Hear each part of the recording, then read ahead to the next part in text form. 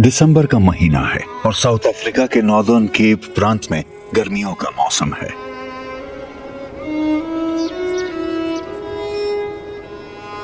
ये सूखा इलाका ओकराबीस फॉल्स नेशनल पार्क का घर है, जो 820 स्क्वायर किलोमीटर्स में फैला हुआ है।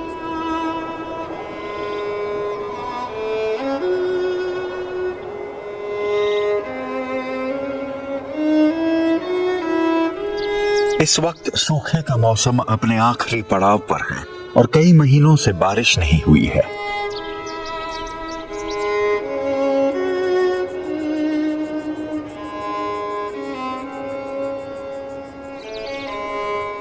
यहां रहने वालों के लिए ये अच्छी खबर नहीं है।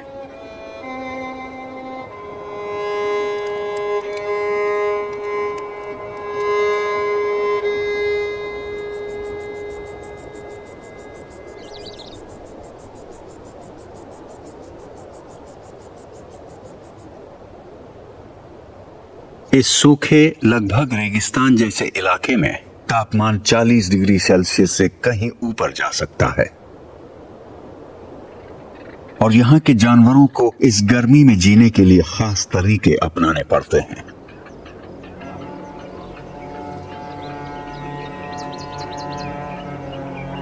जैसे दुनिया का सबसे लंबा जानवर जिराफ। ये कम पानी पर भी जीवित रह सकता है क्योंकि इसका डाइजेस्टिव सिस्टम इतना शानदार है कि ये खाने से ही ज्यादा से ज्यादा नमी खींच लेता है।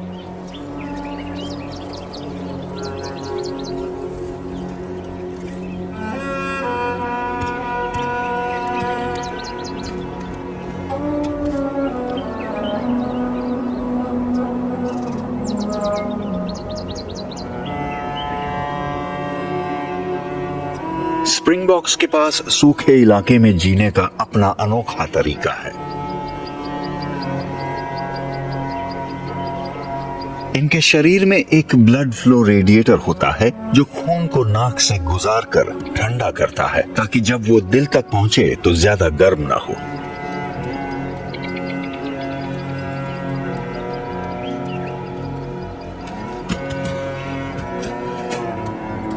यहाँ रहने वालों की जिंदगी बस थोड़ा सा खाना, जरा सा पानी और बहुत ज्यादा गर्मी के बीच फंसी होती है।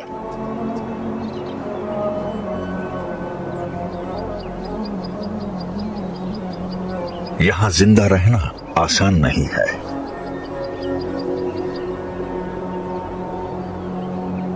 लेकिन ओकराबीस में एक और दुनिया भी छुपी हुई है।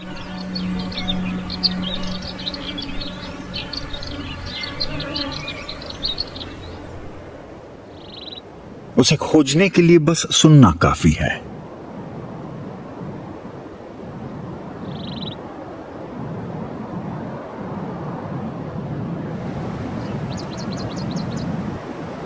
दूर कहीं से आती है एक हल्की सी गड़गड़ाहट।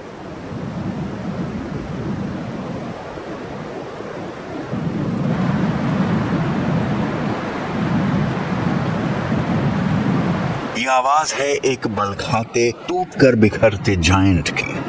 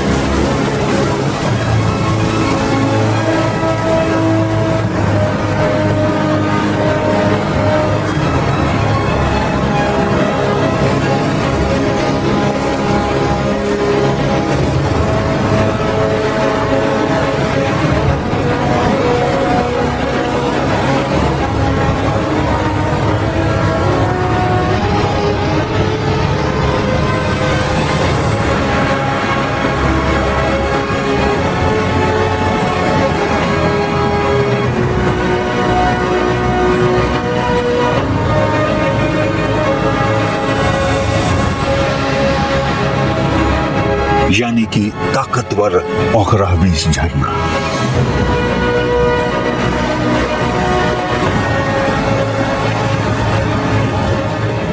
जिसका नाम ओकोरिबेस शब्द से लिया गया है, जिसका नामाखोई आदिवासी भाषा में मतलब होता है गड़गड़ाहट वाली जगह।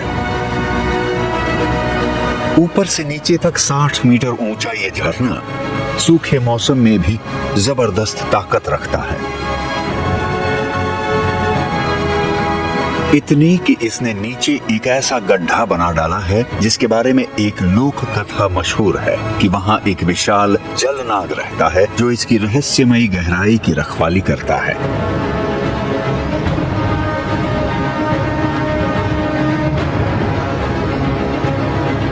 असली ताकत ऑरेंज रिवर में छुपी है, जो झरने के बाद की ठोस ग्रेनाइट चट्टानों को काटकर एक गहरी घाटी बना चुकी है।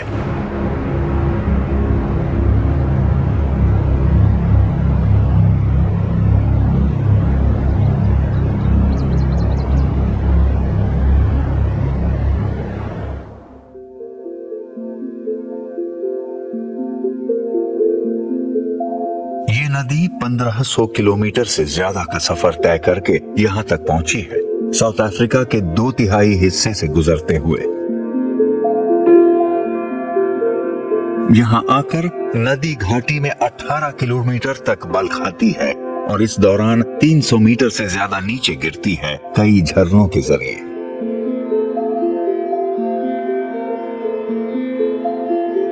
ये पानी की चट्टानों पर हासिल की गई जीत है और इसे पानी से ग्रेनाइट को काटने का दुनिया का सबसे बेहतरीन उदाहरण माना जाता है।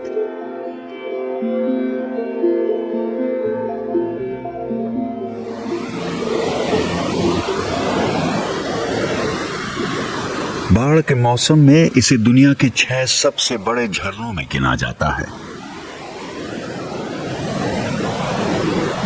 लेकिन अभी सूखे के मौसम में ये झरना बस अपनी बरसात वाली शान की हल्की सी झलक दिखा रहा है।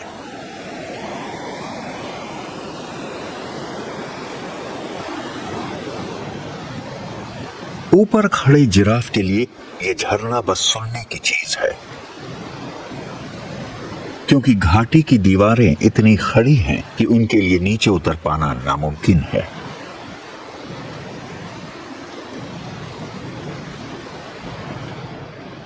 इन ऊंची नीची और खतरनाक चट्टानों के बीच एक ऐसा जीव भी रहता है जो बड़े समूहों में पाया जाता है।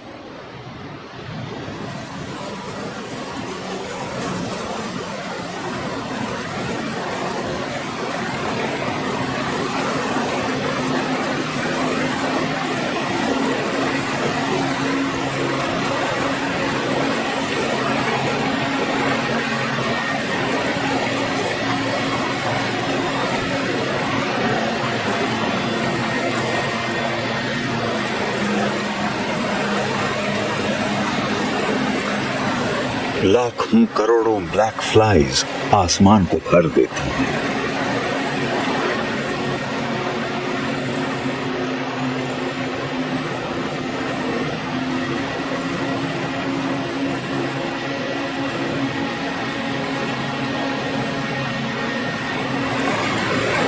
ये छोटे कीड़े पानी में पैदा होते हैं।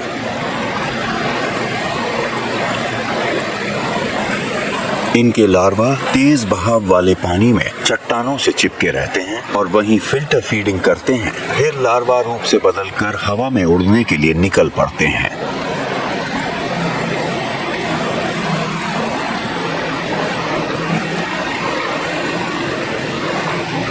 ब्लैक फ्लाइज की इतनी भरमार एक और जीव को जीने का मौका देती है।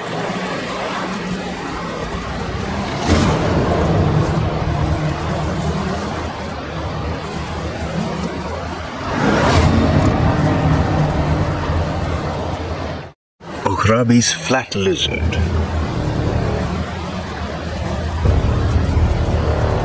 ये रंग बिरंगे लिजर्ड्स झरने के आसपास की चट्टानों पर हजारों की तादाद में एक साथ रहते हैं। यहाँ इनकी इतनी बड़ी आबादी इस वजह से पनप रही है क्योंकि खाने के लिए ब्लैक फ्लाइज की भरमार है।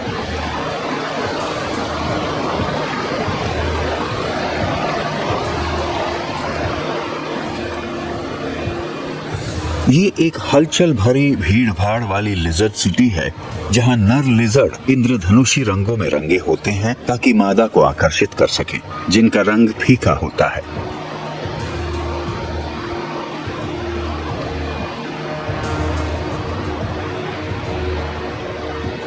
यहाँ अच्छा इलाका ऊंचे ओहदे की निशानी है।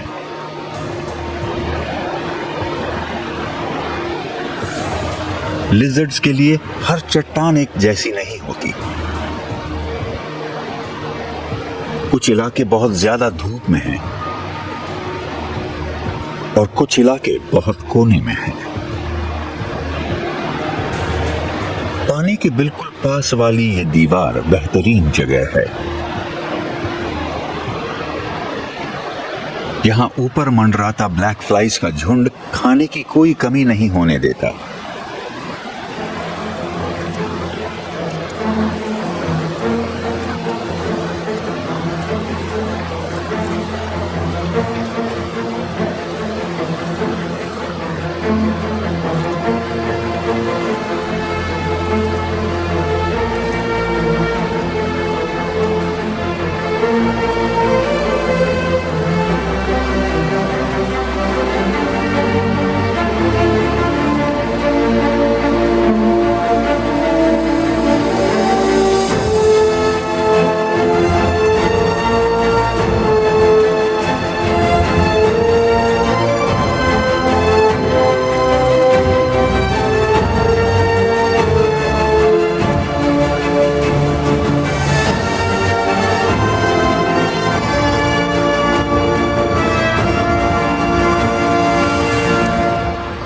लेकिन शिकार करने की बेहतरीन जगह के लिए तगड़ा मुकाबला करना पड़ता है।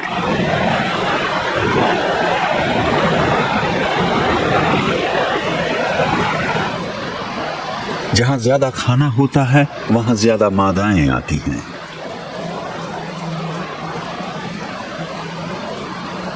इसलिए नर लिजर्ड्स अच्छे स्पॉट पर कब्जा करने के लिए लड़ते हैं।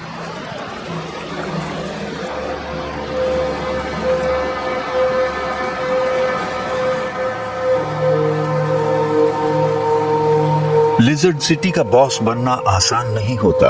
इसके लिए ताकत चाहिए और यहाँ ताकत दिखाने का सबसे अच्छा तरीका है एक रंग बिरंगा बॉडी सूट। लेकिन ऑखरादीस फ्लैट लिजर्ड्स तो उससे भी ज्यादा शो ऑफ करते हैं। इनके गले में एक अल्ट्रावायलेट बैज होता है, जिससे बिना लड़ाई किए या जख्मी होने का खतरा उठाए ये तय कर सकते हैं कि किसकी ताकत और किसकी हैसियत ज्यादा है। अल्ट्रावायलेट लाइट ऐसी किरण होती है जो इंसानी आंखों से दिखाई नहीं देती। ऑखराबीस फ्लैट लिजर्ड्स इसके लिए 3 गुना ज्यादा सेंसिटिव लिजर्ड्स होते हैं बाकी लिजर्ड्स के मुकाबले।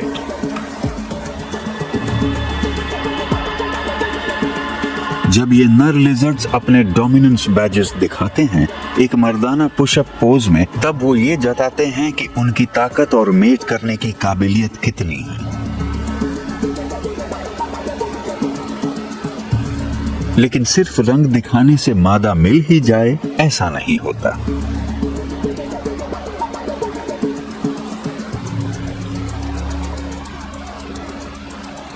मादाओं को चमकीले रंगों की जरूरत नहीं होती, क्योंकि उनके पास चुनने का हक है। वो तय करती हैं कि किससे मिलन करना है और कब करना है।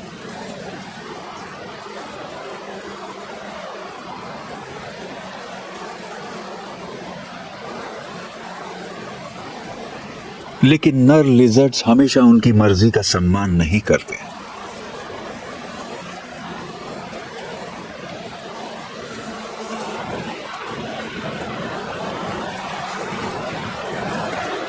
कई बार ये लिजर्ड रोमियो बहुत ज्यादा जिद्दी हो जाते हैं।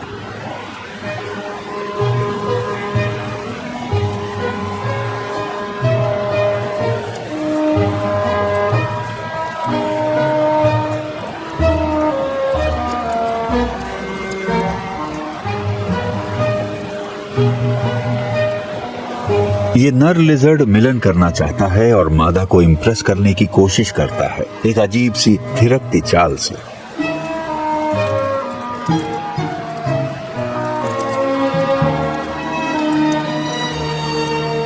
मादा को उसका ये अंदाज बिल्कुल नहीं भाता।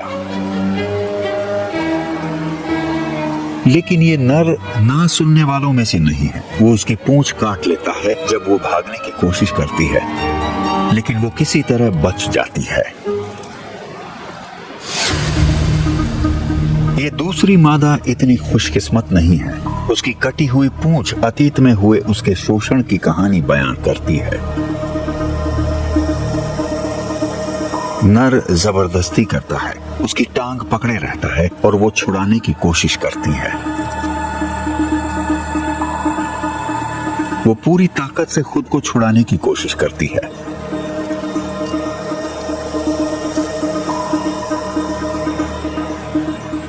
और आखिरकार मौका लगते ही झटका देती है और छूट जाती है।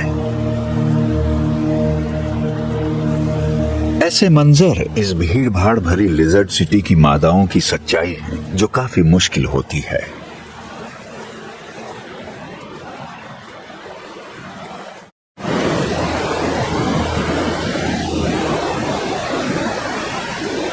एक दूसरे से ऊपर रहने की रोज की उठापटक में ओखराविस फ्लैट लिजर्ड का ध्यान बंट जाना बहुत आसान है, लेकिन यहां सावधानी छोड़ना खतरनाक है, क्योंकि यहां ऐसे कई जीव हैं जो एक झटके में लिजर्ड को लंच बना सकते हैं।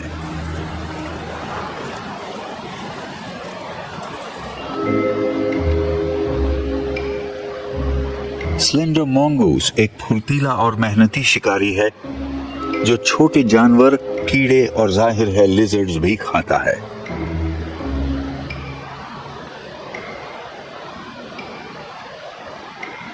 रंगीन नर सबसे ज्यादा खतरे में रहते हैं, जबकि मादाओं की हल्की भूरी धारियां उन्हें पत्थरों में छुपने में मदद करती हैं।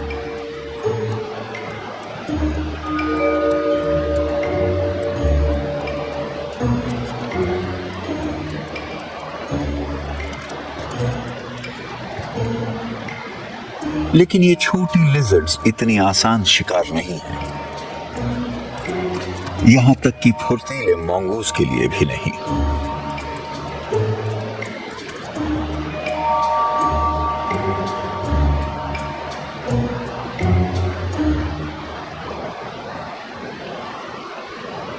आखिरकार वो हार मान लेता है। इन तेज रफ्तार वाली फ्लैट लिजर्ड्स को पकड़ने के लिए उसे और मेहनत करनी पड़ेगी।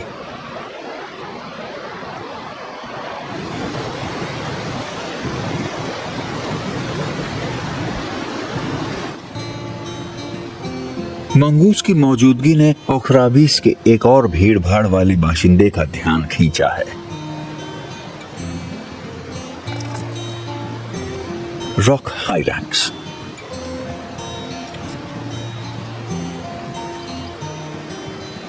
ये छोटे रोएदार जानवर लिजर्ड के पड़ोसी हैं। देखने में ये बड़े हैमस्टर्स जैसे लगते हैं, लेकिन इनका सबसे नजदीकी रिश्तेदार असल में हाथी है। हाथियों की तरह हायरैक्स के दांत भी उनके इंसाइजर्स से बनते हैं, न कि कैनाइन से।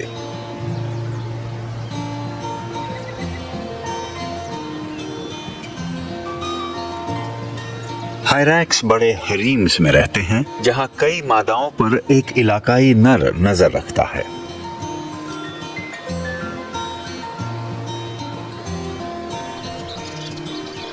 यहाँ का मुखिया नर एक ऊंचे पत्थर पर बैठा है, खतरे की निगरानी करते हुए।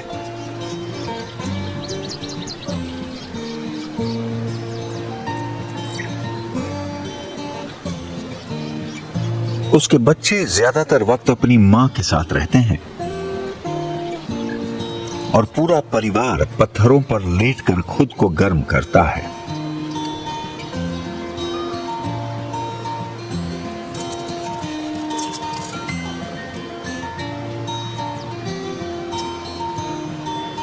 वयस्क हायरैक्स स्वभाव से सुस्त होते हैं और बच्चे भी ज्यादा शरारती नहीं होते। ये अभी चढ़ने के जरूरी सबक सीख रहे हैं।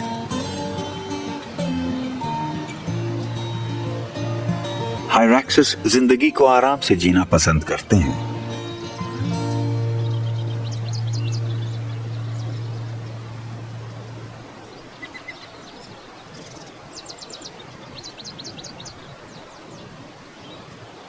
ये शाकाहारी होते हैं और तरह तरह के पौधे खाते हैं, जिनमें घास और पेड़ों की पत्तियां शामिल हैं।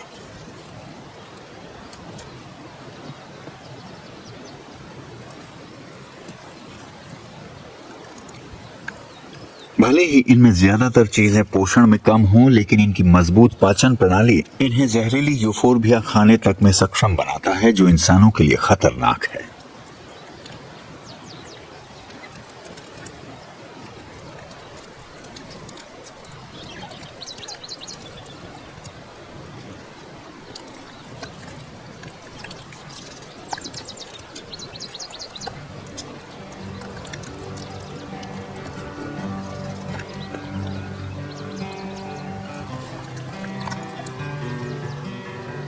गर्मी के चरम पर खाने लायक घास बहुत कम होती है, तो ये बेहतर खाने की तलाश में निकल पड़ते हैं।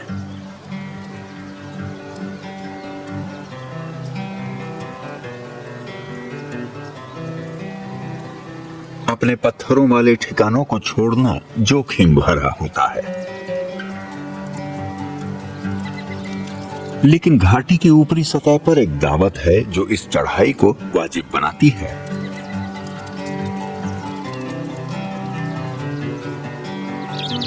करू बोअर बीन के पेड़ की स्वादिष्ट हरी पत्तियां और लाल फूल।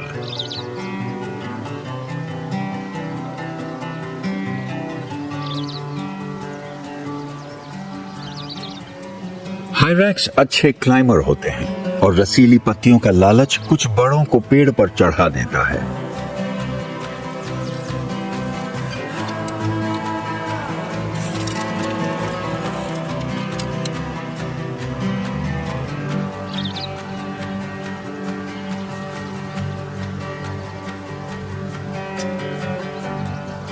शुरू में बच्चे हिचकिचाते हैं और सिर्फ उतना खाते हैं जहां तक वो अपने पिछले पैरों पर खड़े होकर पहुंच पाते हैं।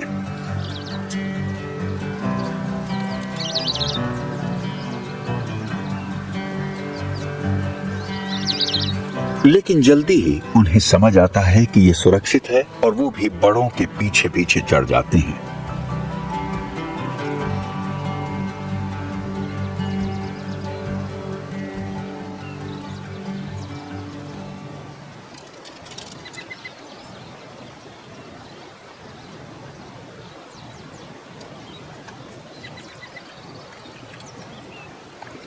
पेड़ पर हो रही हलचल ने एक बहुत ही खतरनाक शिकारी की नजर खींच ली है।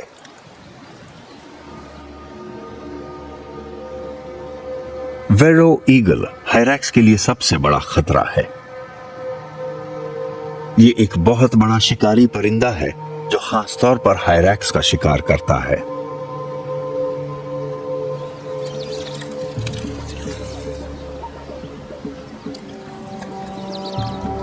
जब हायरैक्सिस सबसे बेहतरीन पत्तियों की तलाश में ध्यान लगाए होते हैं तो अपने दुश्मन से अनजान बने रहते हैं।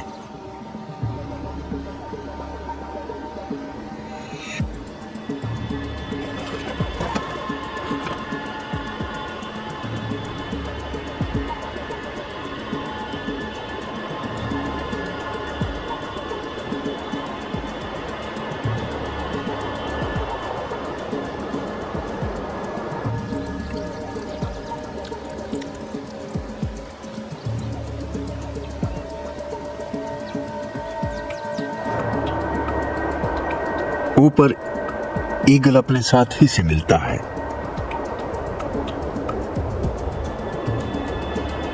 वेरो ईगल्स को अक्सर जोड़ों में देखा जाता है जो आसमान में गर्म हवाओं की मदद से बड़ी शान से उड़ते हैं।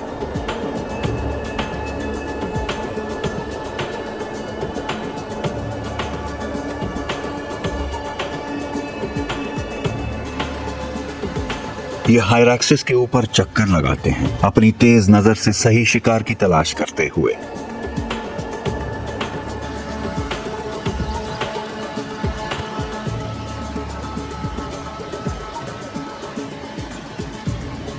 लेकिन हायरैक्सिस सतर्क है और एक पहरेदार ईगल को देख लेता है।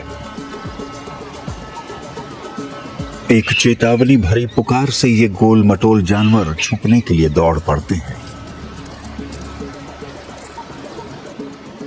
तेज चोंच वाले इस शिकारी को अब अपना खाना कहीं और तलाशना पड़ेगा।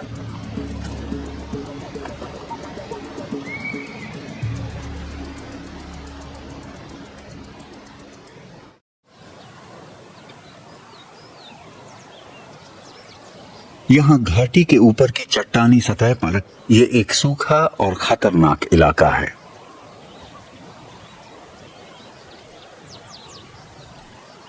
हजारों साल से मौसम की मार झेलते हुए ग्रेनाइट की बड़ी बड़ी चट्टानें अब फटकर बिखर चुकी हैं।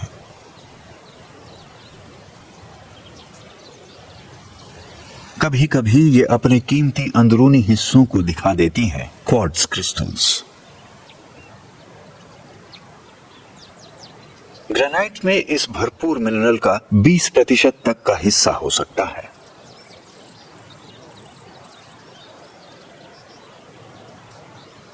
क्वार्ट्ज के इन टुकड़ों का मैदान लाखों साल की कटाव प्रक्रिया का नतीजा है। इन पत्थरों का गुलाबी रंग दिखाता है कि ये रोज क्वार्ट्ज है, जो आयरन, टाइटेनियम या मैंगनीज की थोड़ी सी मात्रा से रंगीन हुआ है।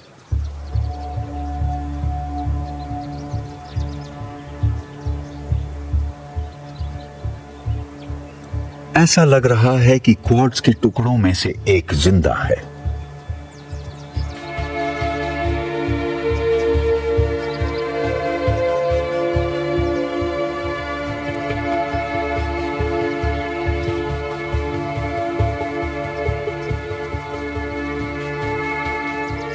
स्टोन ग्रासहॉपर छुपने की कला में माहिर है और माहौल में पूरी तरह घुल मिल जाता है।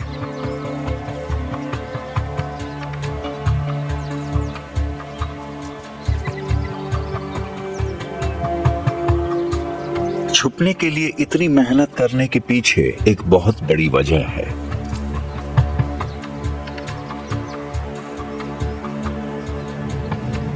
एक डरावना शिकारी इस इलाके में घूम रहा है।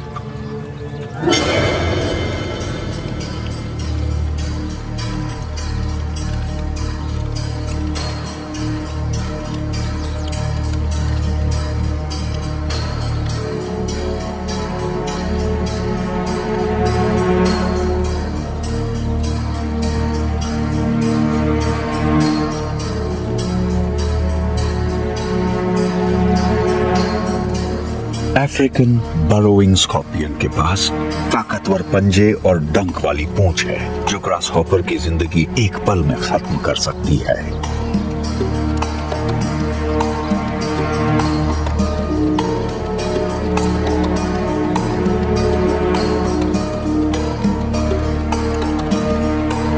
लेकिन ग्रासहॉपर अपनी बेहतरीन छुपने की कला की वजह से बचा रहता है।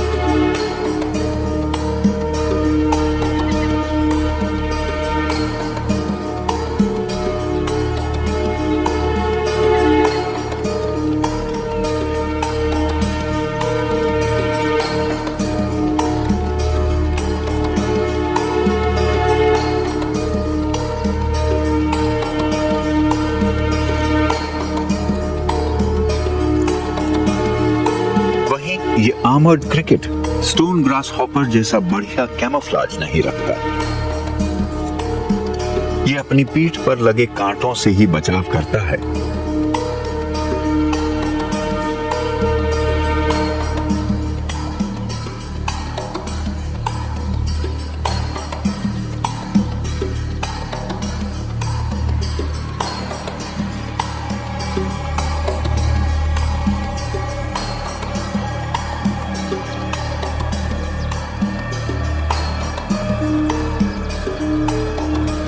लेकिन इसका लड़खड़ाते हुए धीमे चलना नजरअंदाज नहीं होता।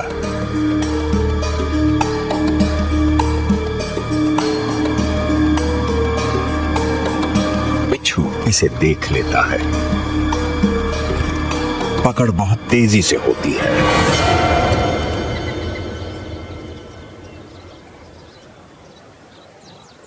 बिच्छू के लिए ये एक बड़ा शिकार है जिसे वो बड़ी सावधानी से अपने जबड़ों से खाता है।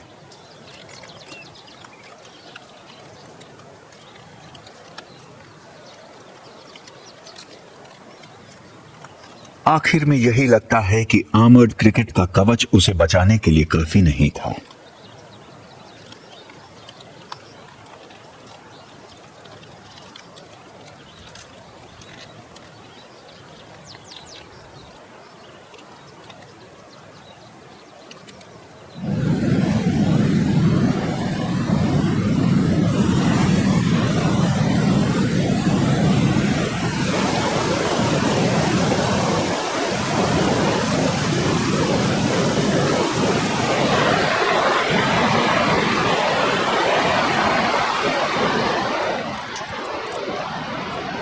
ब्लैक फ्लाई के लिए हर तरफ से हमले का खतरा होता है।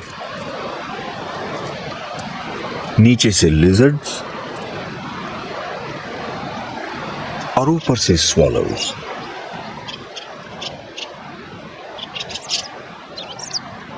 व्हाइट थ्रोटेड स्वॉलोज के लिए उनकी फुर्ती ही ब्लैक फ्लाई को पकड़ने की सबसे बड़ी ताकत है, खासकर झरने के पास।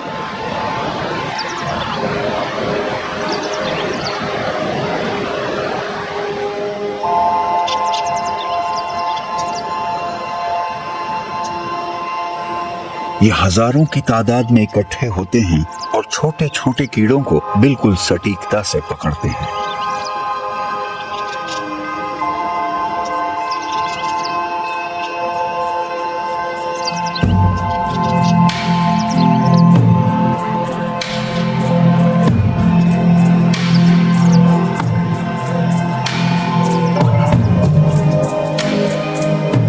ये जोड़ी बाकी स्वॉलोज की तरह प्राइवेसी पसंद करती है और इन्होंने अपना घोंसला बनाने के लिए एक अलग थलग चट्टान को चुना है। वो अपना घोंसला ज्यादातर मिट्टी से बनाते हैं, इसलिए बारिश से बचाव बहुत जरूरी होता है।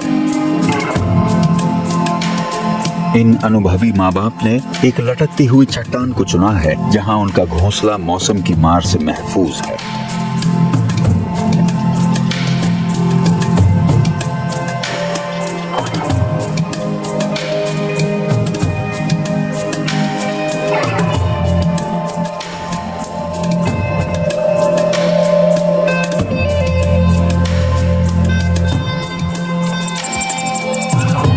नन्हा स्वॉलो जोर जोर से खाना मांगता है।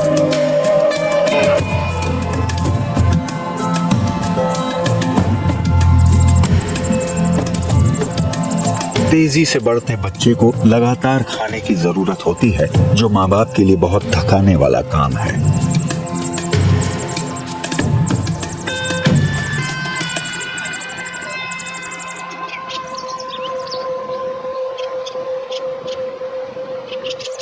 वो जल्द ही उड़ने लगेगा, इसलिए अपने पंख फड़फड़ाकर ताकत बढ़ा रहा है।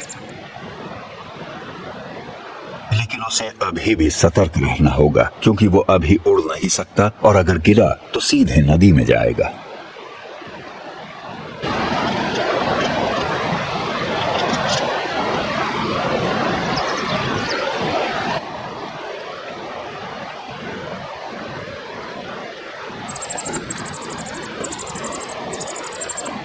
उसे समझ नहीं आता कि माँ इतनी पास क्यों आई, लेकिन खाना क्यों नहीं दे रही।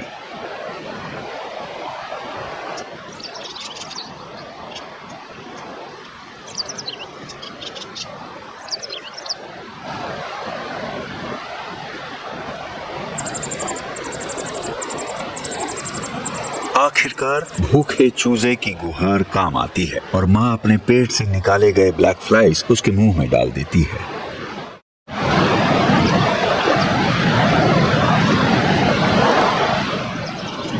कुछ और परिंदे भी हैं जो ब्लैक फ्लाइज को खाते हैं।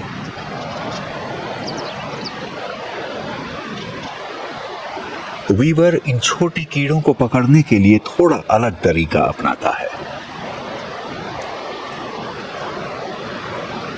ये पत्थर चढ़ने के अपने शानदार हुनर का इस्तेमाल करता है और उन फ्लाइज को पकड़ लेता है जो चट्टानों की साइड पर बैठती हैं।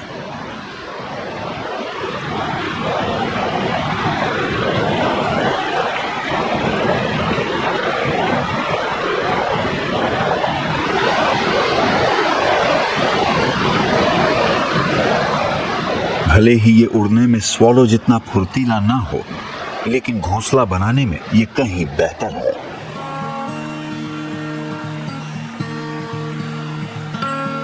जहां नदी चौड़ी होकर शांत हो जाती है, वहां सख्त हरी नरकट उगती हैं, जिन्हें वीवर अपना घर बनाने के लिए पसंद करता है।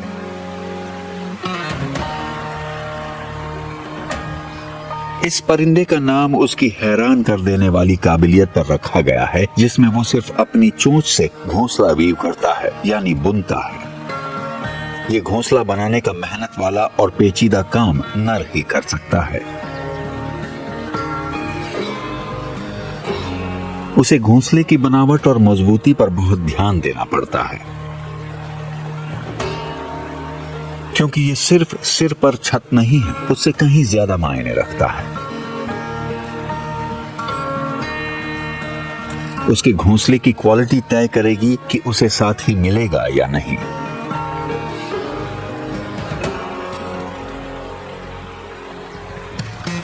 एक मादा उसका काम देखने आती है।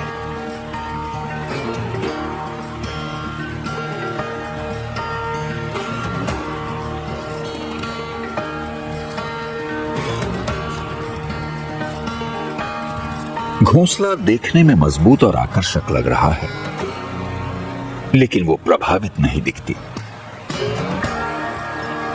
इतनी मेहनत के बाद भी अगर वो दिलचस्पी ना दिखाए तो अफसोस की बात होगी।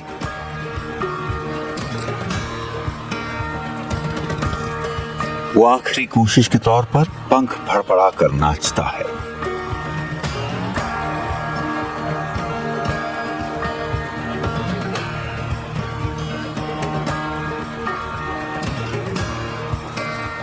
लेकिन मादा बिना कोई जवाब दिए उड़ जाती है। अब या तो उसे घर बनाने की तकनीक सुधारनी होगी या नाचने का हुनर, या फिर दोनों। इतनी मेहनत और डांस के बाद वीवर को भूख लगना लाजमी है। खुशकिस्मती से गर्मियों का मौसम उसकी सबसे पसंदीदा चीज लेकर आता है। ये मीठे जंगली अंजीर अब पक चुके हैं।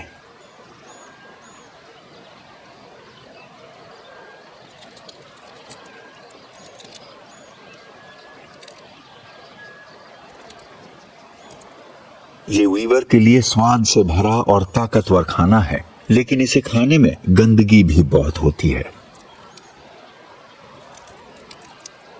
हर अंजीर खाने के बाद उसे अपनी चोंच अच्छे से साफ करनी पड़ती है।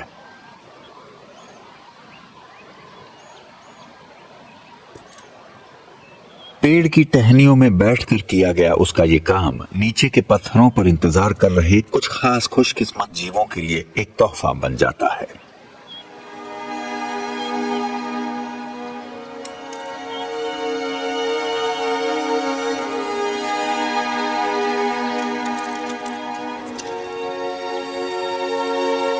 नीचे बैठे भूखे लिजर्ड्स के लिए अंजीर जन्नत से गिरते हुए तोहफे की तरह लगते हैं।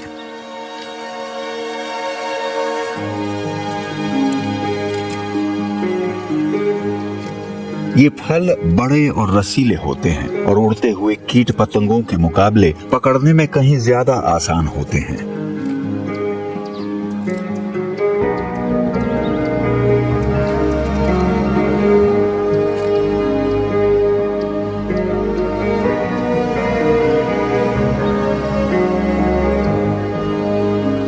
वीवर अपने काम में व्यस्त रहता है और जाने अनजाने इन लिजर्ड्स को दोपहर का लजीज खाना दे देता है।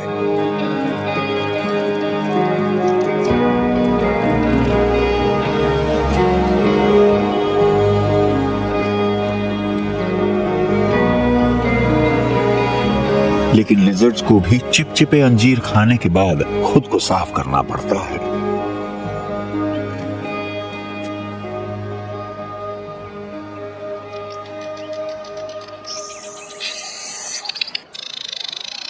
वीवर ही नहीं, लिजर्ड का एक और पड़ोसी भी कभी कभी उन्हें खाने का मौका दे देता है।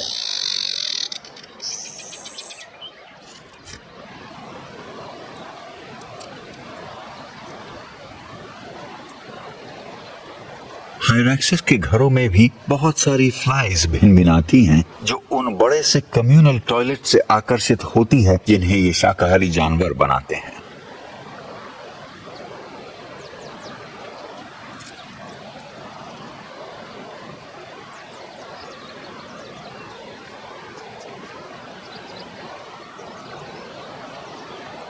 ये आम मक्खियां झरने की उन ब्लैक फ्लाइज से बड़ी होती हैं और पेट भर खाने लायक होती हैं।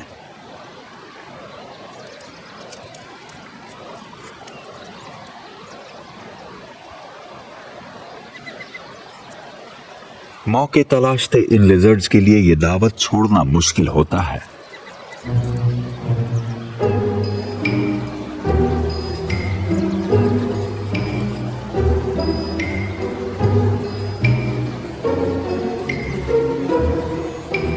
भले ही इसका मतलब हायरैक्सिस के बहुत पास जाना ही क्यों ना हो।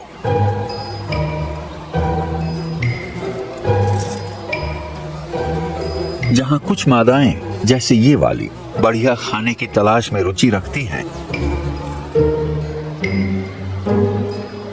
उधर चट्टानों पर नरों के बीच माहौल गर्म हो चुका है।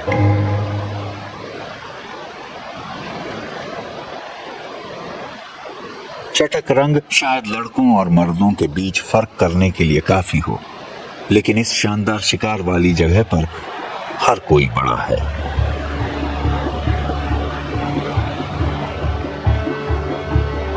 यहां असली बॉस बनने के लिए सिर्फ कुछ पुशअप्स और चमकदार गले की पट्टी काफी नहीं होगी। दो बड़े नर आमने सामने आ जाते हैं।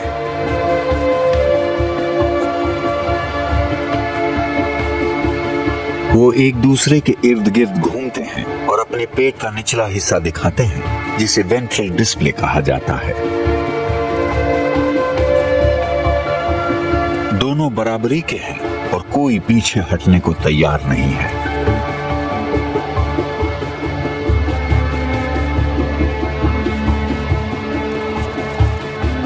जबरदस्त लड़ाई होती है, लेकिन ज्यादा देर नहीं चलती। विजेता वहीं रुकता है, अपने इलाके को गर्व से देखता हुआ।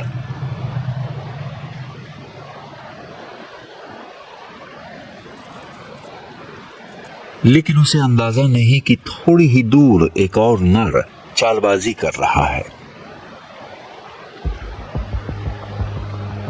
ये गुनहगार नर ना तो बड़ा है ना ही रंगीन, फिर भी वो मादा को मिलन के लिए मना चुका है। कैसे? क्रॉस ड्रेसिंग से।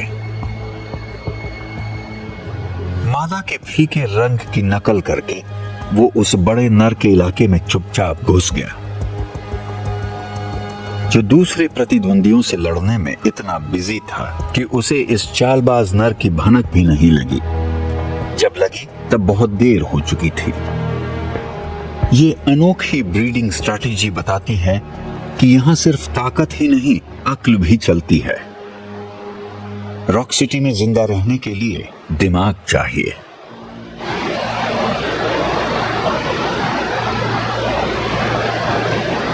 ओखराबीस फॉल्स ऐसी अनोखी जगह है जहां फ्लैट लिजर्ड जैसी प्रजातियां बड़ी तादाद में फल फूल पाती हैं। इस घाटी की गोद में एक सूखी सी दुनिया है जहां जिंदगी इस कदर बढ़ी है जिसकी किसी को उम्मीद नहीं थी।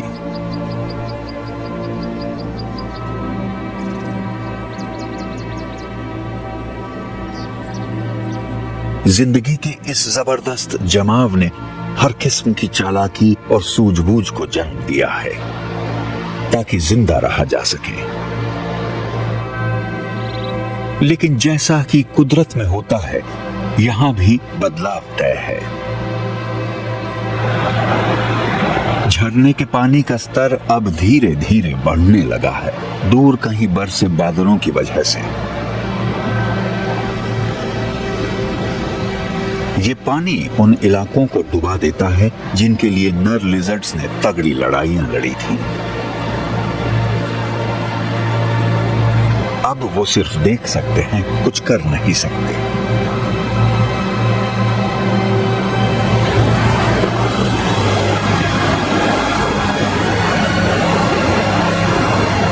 यही औखराबीस की फितरत है, जो बहते पानी और घिसे हुए ग्रेनाइट वाली जगह है।